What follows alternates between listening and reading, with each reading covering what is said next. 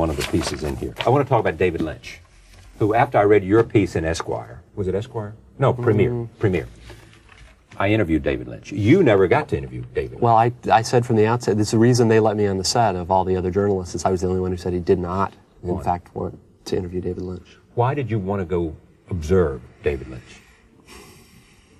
I found, you mean why did I not want to interview him? Or no, why but well, why was David Lynch interesting to you as the subject of a magazine piece? For me, the number of film directors who get national distribution in this country who are truly interesting as artists is very, very small. And Lynch was one of them for me. I've been interested in Lynch's films for a long time, and actually in grad school, I think there's a thing about this in the essay. Blue Velvet came at a time for me when I really needed to see it, and it helped me a lot in my own work. And then after that, I went and found Eraserhead and have sort of followed this guy's career, and I find him instructive and useful to think about, for whatever that's worth. Did you like the movie Lost Highway? I have not seen the movie Lost Highway. I've seen the rough cut of Lost Highway or scenes. They let me go in and sit in what I believe to be David Lynch's personal editing chair, and look at on the little monitor and see, which was the thrill of my life. But I've been on this tour, and even though I'm in big cities, I have not yet gotten to see it. And I'm kind of terrified because there's a big part of the essay that talks about what the movie's about. And if indeed the movie is nothing like that, I'm going to look. Yeah. When he was here, I asked him about what was Lynchian. And I took that right out of your piece. And I'm sure he just looked at you and blinked very slowly. Well, he didn't have a great answer because I don't think he thinks that way. He obviously doesn't think that way.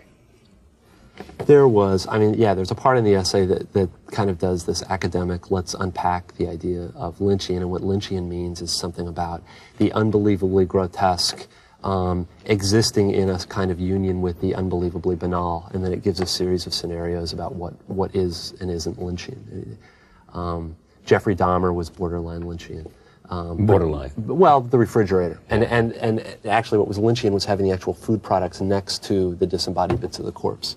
I guess the big one is, a regular domestic murder is not Lynchian, but if the man, if the police come to the scene and see the man standing over the body, and the woman, let's see, the woman's 50s bouffant is undisturbed, and the man and the cops have this conversation about the fact that the man killed the woman because she persistently refused to buy, say, for instance, Jif peanut butter rather than Skippy, and how very, very important that is. And if the cops found themselves somehow agreeing that there were major differences between the brands, and that a wife who didn't recognize those differences was deficient in her wifely duties, that would be Lynchian. This weird confluence of very dark, surreal, violent stuff and absolute, almost Norman Rockwell, banal American stuff, which is terrain he's been working for quite a while. I mean, at least since Blue Velvet. You think the failure of Dune was good for his career? Because it made him understand a system that he didn't want to be part of. What happened to Lynch with Dune, and now I'm getting a lot of this from my research, which was published stuff. It's not like, Mr. Lynch and I had coffee and he told me this stuff. But Lynch's career for a while had a kind of Richard Rodriguez arc to it. Eraserhead, like El Mariachi, this enormously cool independent film, and it attracts the attention of people with money. The first one is Mel Brooks, and Brooks hires him to do The Elephant Man. And The Elephant Man is a fantastic film, and its lighting and atmospherics, nothing else. So anyway, because of that, Dino De Laurentiis hires him to do Dune, and now Dune at the time is equivalent to what like Twister or The Rock would be now. It's this enormous. This is a product, and there's all this money at stake. And Dune itself, the novel, I don't know if people read it anymore, but it's tremendously complicated science fiction novel. Anyway, so you don't need an hour-long narrative of this, but Lynch does the thing and doesn't do it all that well. But what really happens is the money men come in and they cut I think 35 minutes out of the movie, and it renders the movie incoherent. I mean, literally incoherent. And it was a huge flop. And I think Lynch ate the flop and decided that what he wanted to do is he wanted to, rule over small films rather than serve large corporate ones. I mean, he was really one of the first. We see a lot of them now. The Cinemax and Fine Line directors, these kind of independents who are doing stuff a little out of the mainstream but still getting national distribution. As far as I can tell, Lynch really pioneered that ground. He was really the first one. to be doing small, eccentric films that got a very wide release, with Blue Velvet being the best example. Therefore, back to David Lynch. How is that about you? Trying to think of a way so that this will have anything to do with what we've talked about before. Imagine you're a hyper-educated avant-gardist in grad school learning to write. Right. Screen gets all fuzzy now as the viewer is invited to imagine this. Coming out of an avant-garde tradition, I get to this grad school, and the grad school turns out all the teachers are realists. They're not at all interested in postmodern avant-garde stuff. Now, there's an interesting delusion going on here. So they don't like my stuff.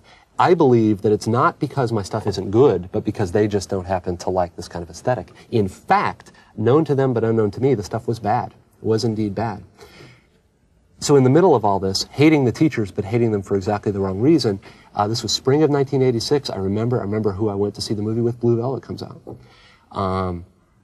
Blue Velvet comes out. Blue Velvet is a type of surrealism. It may have debts. There's a debt to Hitchcock somewhere, but it is an entirely new and original kind of surrealism. It no more comes out of a previous tradition or the postmodern. It is completely David Lynch.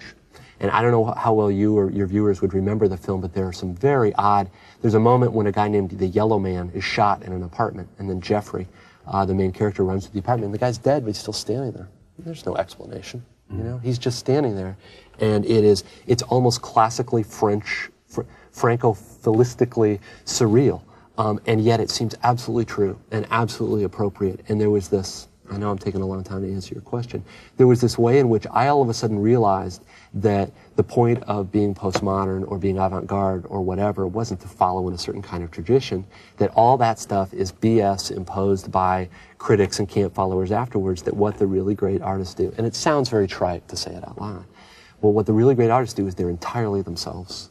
They're entirely themselves, they've got their own vision, their own way of fracturing reality, and that if it's authentic and true, you will feel it in your nerve endings. And this is what Blue Velvet did for me.